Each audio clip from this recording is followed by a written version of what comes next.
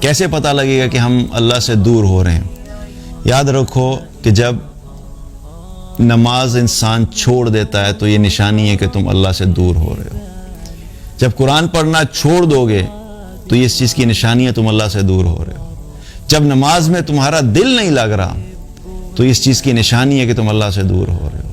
جب مسجد جانے کا دل نہیں چاہ رہا تو اس چیز کی نشانی ہے کہ تم اللہ سے دور ہو رہے ہو۔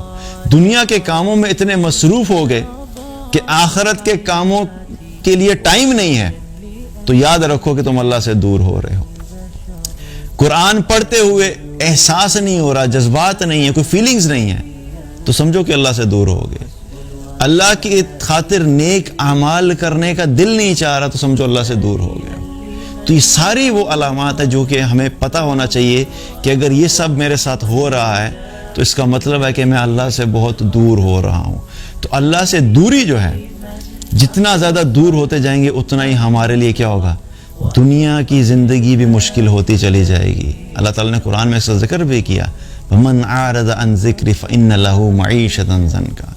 جو کوئی بھی میرے ذکر سے اعراض کرے گا، یعنی جو کوئی بھی مجھے بھول جائے گا، میری بات نہیں کرے گا، میری بات نہیں مانے گا، میری اطاعت نہیں کرے گا، مجھے بھلا دے گا، میرا تذکرہ بھلا دے گا، تو اللہ تعالیٰ نے کیا فرمایا؟ میں اس کی معیشت کو تنگ کر دوں گا۔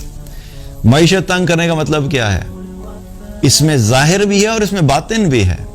ہو سکتا ہے کہ اللہ نے جو آپ کو نعمتیں دی ہیں، آپ اللہ کو بھولو گے، اللہ آپ کو بھول جائے گا۔ جو نعمتیں وہ آپ کو دے رہا تھا، ہو سکتا ہے وہ نعمتیں واپس لے لے۔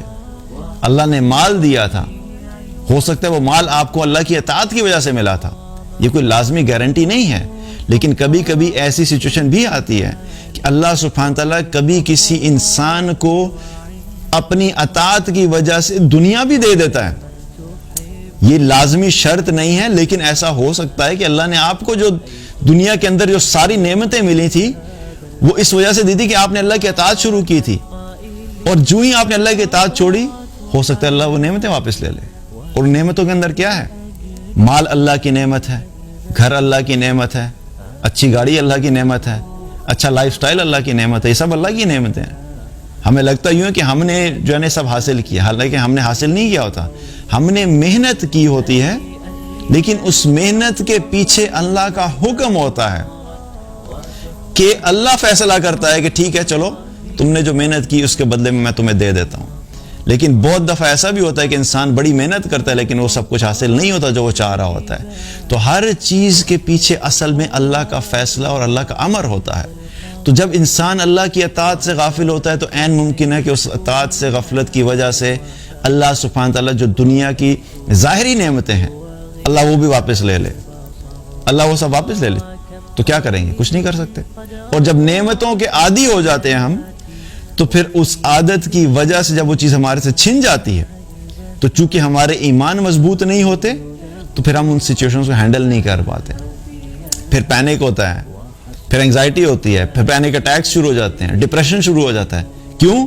کیونکہ سارا دل اور سارا دماغ اور ساری سوچ اور سارا وقت انسان انہی نعمتوں میں ڈوبا ہوا تھا، اور ان نعمتوں میں ڈوبے ہونے کی وجہ سے اس کے دل کے اندر ان ساری چیزوں کی محبت اتنی زیادہ ڈیپ اور اتنی سٹرونگ ہو گئی تھی کہ جب انسان سے پھر کوئی محبوب چیز چلی جاتی ہے تو پھر اس انسان کے لیے اس سچویشن کو ہینڈل کرنا آسان نہیں ہوتا۔